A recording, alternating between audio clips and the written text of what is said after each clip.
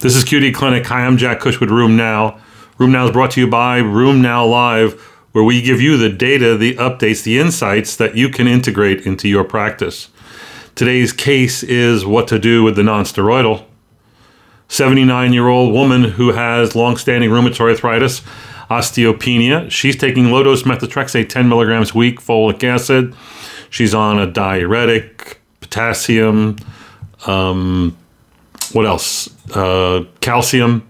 And she comes in to see you and says that her primary care doctor stopped her nonsteroidal and her PPI. She's been taking those for a while. The primary care doctor stopped the nonsteroidal because A, she's 79, and B, she's got symptoms of heartburn that are partially controlled by taking a PPI. So the question is, should you be using nonsteroidals? This is sort of an oldie but goodie topic for me. I started out doing rheumatology research on nonsteroidals in 1984, and that's how I learned a lot about clinical trials, drug safety, etc. And I lived through an era when nonsteroidals were the big boom in drug sales, marketing, advances in medicine. So much so, I think we got as high as 20 nonsteroidals that were FDA approved and on the market. Can you imagine drug companies fighting over which nonsteroidal is better when they're all nonsteroidals and they all kind of stink compared to the drugs that they're fighting over now? So this did fairly well. The nonsteroidal business was a multi-billion-dollar industry until Vioxx and Celebrex were taken. Vioxx and Bextra were taken off the market. Celebrex remained on the market, and I was involved in the FDA hearings back in 2003. 3 days that looked at the safety of nonsteroidals. Do nonsteroidals cause heart attacks and strokes and the like? The answer is yes. How often? Pretty infrequent. But nonetheless, the FDA recently affirmed their stance on this. In 2015, they issued a drug advisory statement saying that nonsteroidals do increase the risk of cardiovascular events and strokes, and that you should be cautious in using those drugs, especially in susceptible people and the elderly. The question is, what can you use these days to treat pain? In staffing resident and fellow-run clinics, I've been surprised in the last few years to see how little the young docs today are using when it comes to nonsteroidals and weak narcotics like tramadol. They're not using any narcotics at all, but even tramadol, they're not using that very much. They're not even really using acetaminophen. And they're managing pain in all kinds of non-medicinal ways. Advocating for weight loss, some physical therapy, maybe joint injection. But honestly, pain is often not being managed. And the problem is pain is unavoidable. If your pain is due to an inflammatory condition, treat the inflammatory condition, the pain goes away. But this is often in the setting of a chronic inflammatory condition. So the pain is going to be chronic because damage has been done. Damage to periarticular structures, degenerative changes, etc. So the pain is sort of not just a consequence, but now become part of that person's arthritis. A few things that I think are worth noting. Number one, nonsteroidals shouldn't be used in the elderly. They shouldn't be used in high-risk individuals. That would include patients with a history of GI problems, prior ulcer. If you've had a prior ulcer, never use another nonsteroidal. Don't even use a nonsteroidal with a PPI or a COX-2 with a PPI. It's way too risky. They should not be used in patients who have unexplained anemia. They should not be used in patients who have renal insufficiency. The question is, what should you use and what's safe?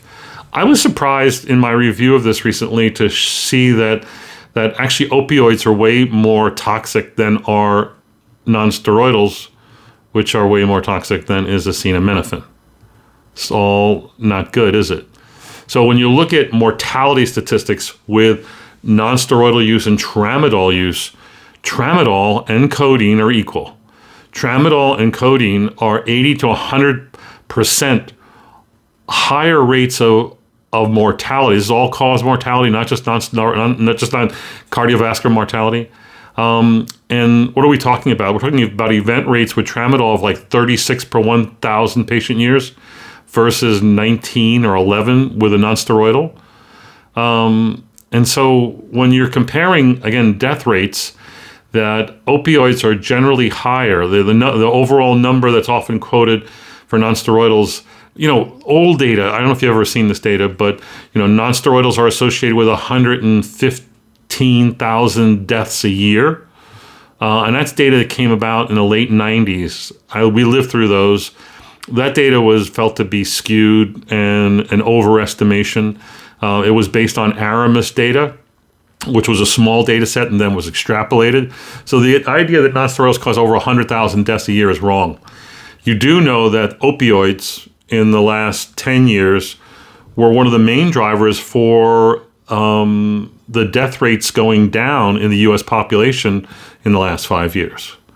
I mean, so the numbers of opioid-related death rates were big and stayed big for a while.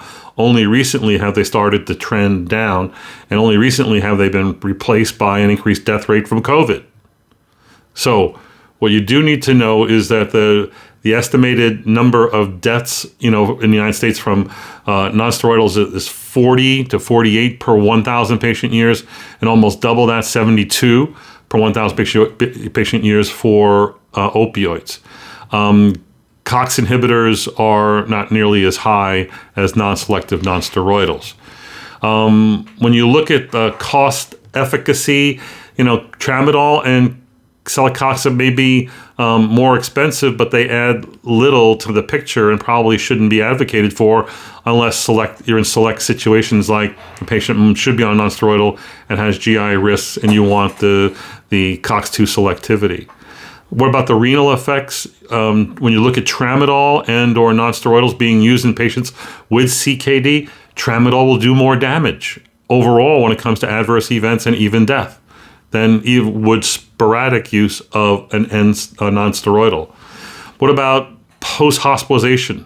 Elderly patients getting out of the hospital, if they fill a prescription for an opioid versus a nonsteroidal, not good. All categories, more deaths with the opioids, more mortality, repeat hospitalizations, adverse events, falls, and fractures with the opioid compared to the nonsteroidals. So I think that the idea here is that while nonsteroidals should be avoided in the elderly, even worse is going to be narcotics, and that does include tramadol. These are sobering bits of information because I'm still getting stuck on what am I left to give. And most people feel it's acetaminophen or intra-articular injections, or cannabinoids now are getting a lot of talk. But, CBD oil, unregulated, not totally safe, and your best safety and prescribing information comes from some guy named Paco who's selling this over the counter off the freeway. Not good. It needs to be studied more. More recently, there has been studies about the use of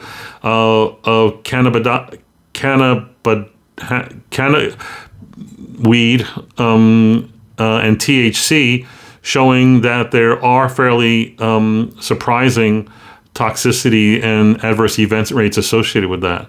So they're not really the answer either. I think you're left to lifestyle, weight loss, judicious use of intra-articular injections, which, by the way, have shown to give no long-term benefit, only short-term, and then appropriate dosing with acetaminophen. I'm a big believer in extended release, 650 milligram acetaminophen, where you can use up to 3,000 or 4,000 milligrams a day with safety in someone who has no prior history of liver disease. So getting back to our patient, no, she shouldn't take nonsteroidals. Yes, she should take and be instructed on how to use acetaminophen wisely and which one to buy. The short-acting 500 and 325 milligrams probably are really not going to cut it. And patients will tell you, it doesn't do anything for me, doc. Again, they're probably not taking enough of it, and it doesn't have a duration of effect to be beneficial. So that's potentially, but we really have a big issue with an unmet need in managing pain in a lot of our patients. We need more research. There are new thoughts about pain and how it should be managed, and that's going to be covered at Room Now Live by Tahina Nyoji. I'm looking forward to her lecture coming up in 2 weeks. We'll see you there. Talk to you tomorrow.